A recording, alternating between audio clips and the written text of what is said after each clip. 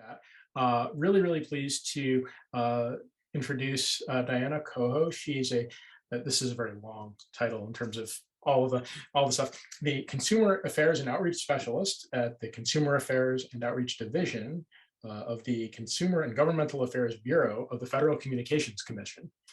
Like as you can see from her chat, just Diana Coho, FCC, that works.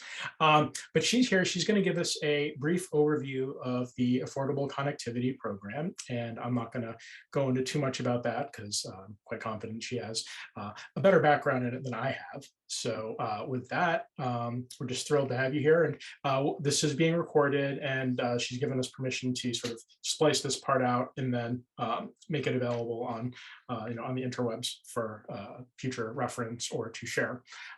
So with that, Diana, take it away.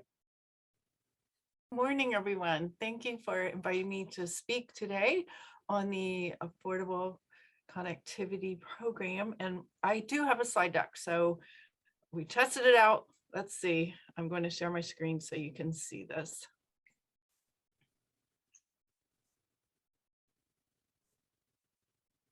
All right. So hopefully now you can see the presentation. Absolutely. All right. So what we're going to talk about today is what the benefit is, who is eligible, and how can households apply. So, let me just minimize this. Sorry, hopefully you can see. I'm trying to, there we go, because I can see all the people on the right and it blocked the little text box there. So, all good. All right, here's an agenda, and I will try to move quickly. I know you have a busy morning ahead of you. There is an overview, obviously, of the program, who's eligible, how to enroll, consumer protections within the program, and also important information for consumers who have been enrolled in the emergency broadband benefit level and will then be switched over to the ACP program. I'm just going to use ACP for short. How to become a local outreach partner and other contacts, and references. So to begin with, the program provides a monthly discount on broadband service, similar to the way the EBB program was, emergency broadband benefit. But in this case, it's up to $30 a month discount.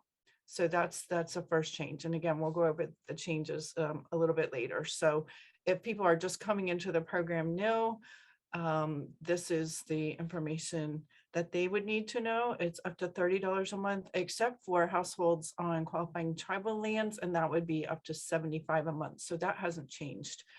There's still a one-time discount of up to $100 for a laptop, desktop, or a tablet purchased through a participating provider.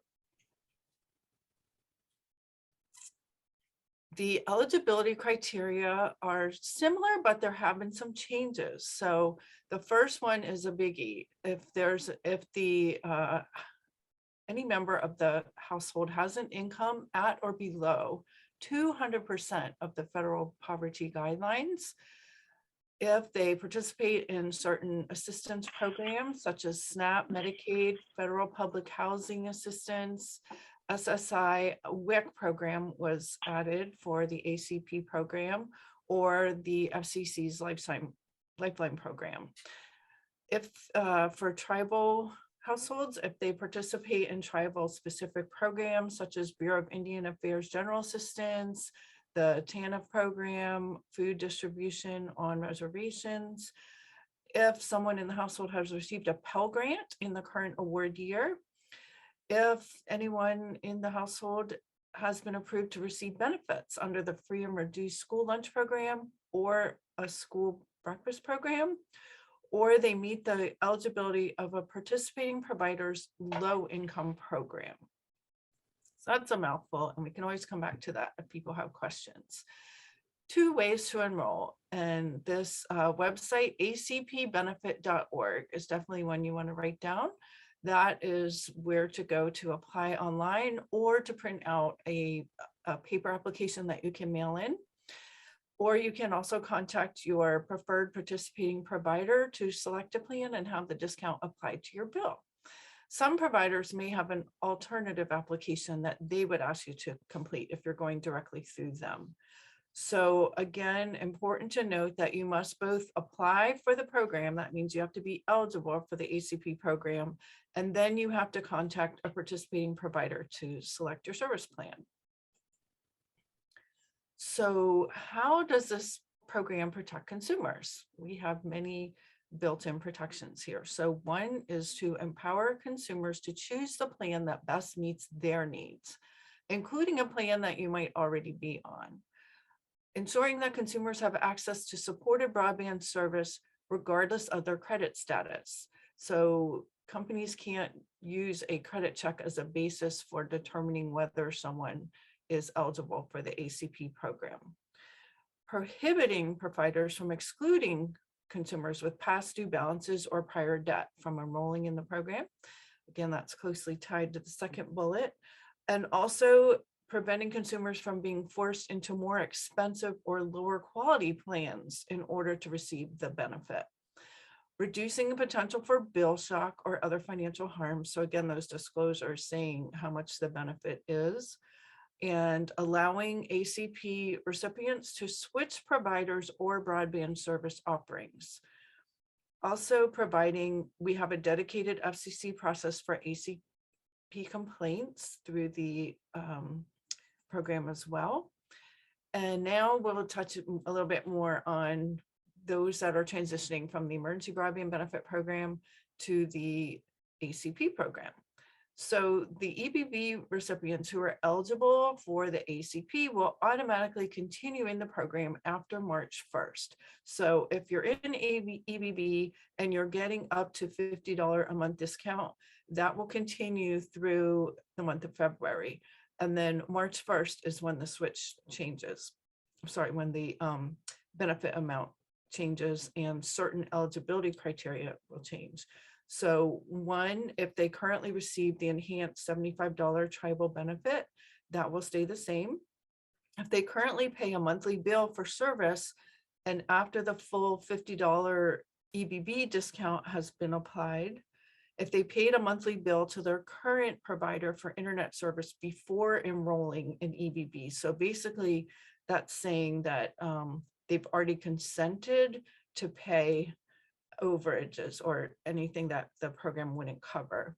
If they have a monthly service bill at or below $30 without the EBB discount applied. So again, trying to avoid bill shock. And if they're already on a plan that's fully covered by the ACP benefit, then they should be all right there.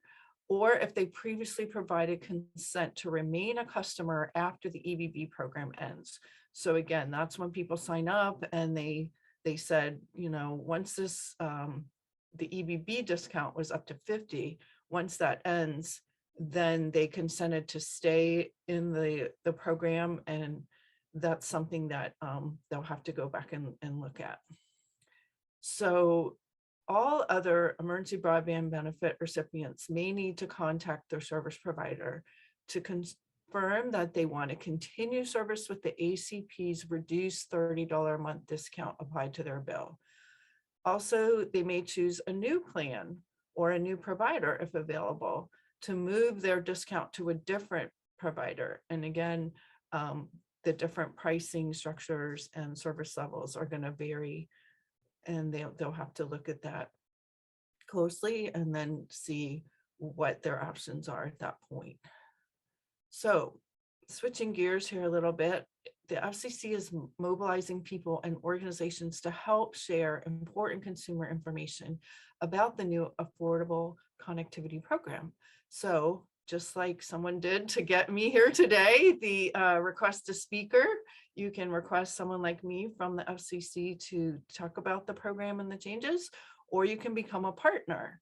And we have outreach toolkits on our website with social media, printed materials, videos, public service announcements, American Sign Language video. This is kind of a similar set of materials that we had under EBB, but they've been updated now to reflect the Affordable Connectivity Program. Other resources Our consumer hub is at fcc.gov/ACP. There's some really detailed FAQs. That's where you can get the toolkits and the information. The ACP Support Center and Helpline is 877-384-2575. The toolkits accessible format. So FCC 504 at fcc.gov. That's our email inbox for any type of materials, not just the ACP, but for accessibility requests. And then to apply, again, that website, acpbenefit.org, and you can send an email to our ACP inbox at acpinfo@fcc.gov.